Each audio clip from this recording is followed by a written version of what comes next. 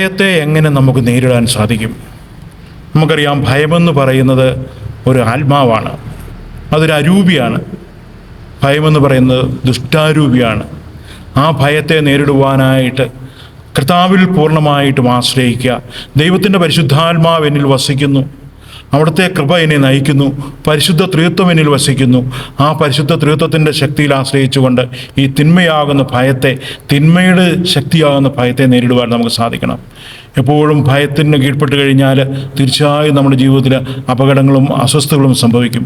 അതിനെ ഇടവരുത്താതെ കർത്താവിൻ്റെ ആ സ്നേഹത്തിൽ ഉറച്ചുകൊണ്ട് ദൈവത്തിൻ്റെ എന്നെ ആത്മാവ് എന്നിൽ വസിക്കുന്നു, അതിനാൽ ഒരു ശക്തിക്കും എന്നെ ഭയപ്പെടുത്താൻ സാധിക്കില്ല എന്നുള്ള ആ ശക്തിയിൽ, ആ ഉറച്ച ബോധ്യത്തിൽ നമുക്ക് മുമ്പോട്ട് പോകാം.